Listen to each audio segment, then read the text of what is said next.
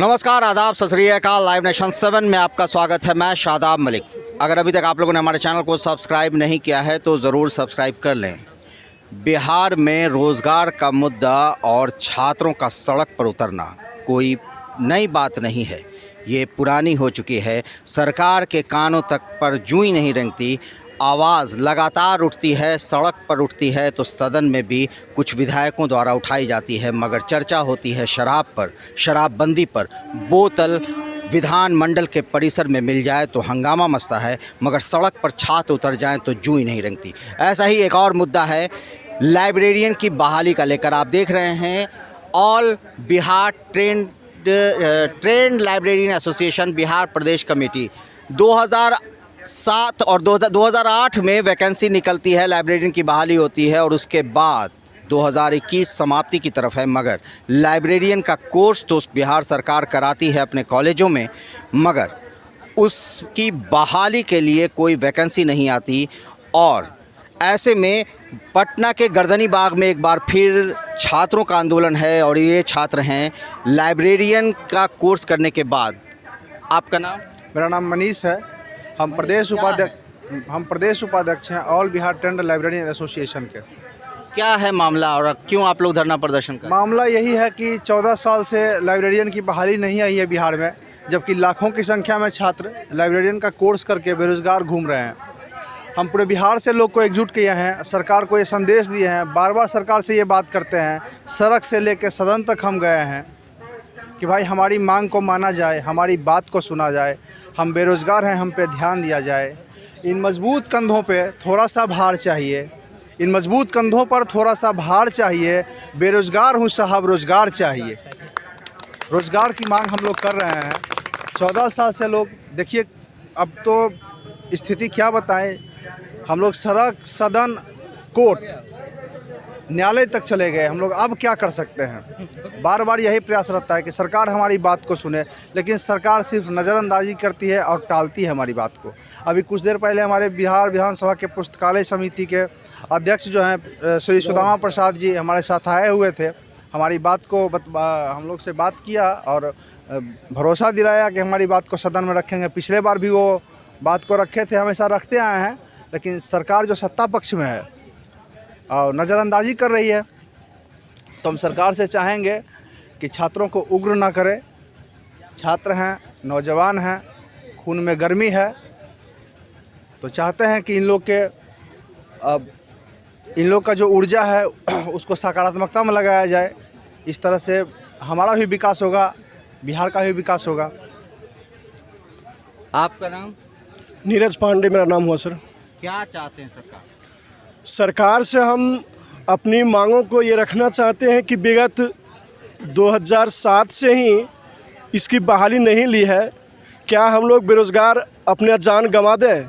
हम लोग इस कोर्स को इस उम्मीद से किए थे कि सरकार हमें नौकरी देगी, और सरकार विगत 4-5 साल से कह रही कि हम नौकरी देंगे। सिर्फ आश्वासन पर हम लोग ज़िंदगी जिए, आहें भर कर के कब तक ज़िंदगी जिए? हम लोग कब तक बेरोज़गार अपनी पेट पे भूखे मरकर रहकर अपनी ज़िंदगी को जिए?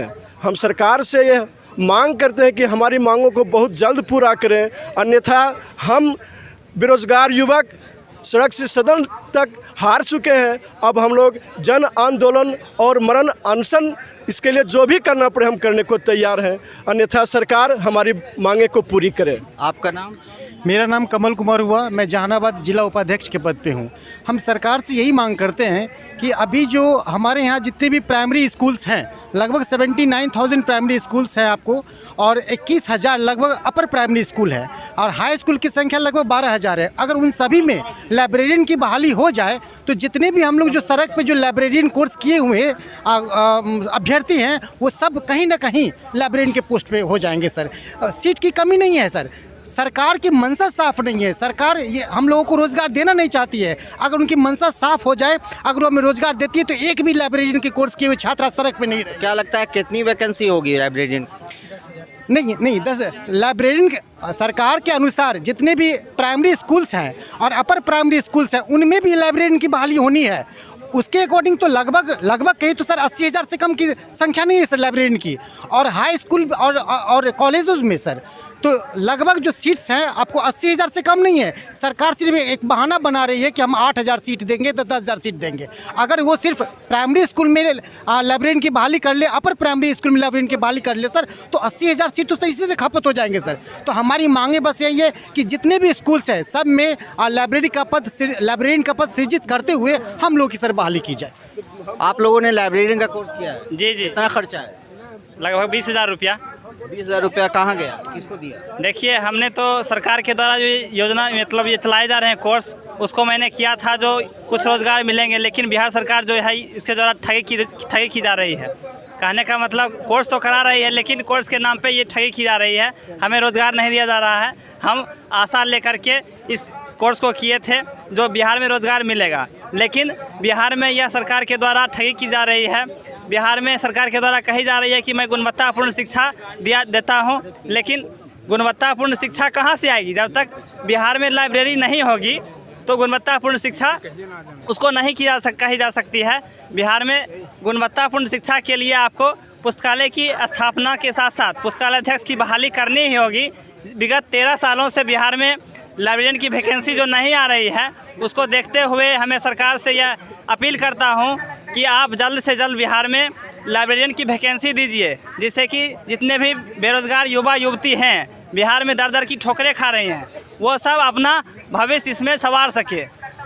आप लोगों ने लाइब्रेरियन का कोर्स किया है, उसके कब किया था? हम 2017 में किए थे। और भी पहले के भी किए हुए होंगे लोग?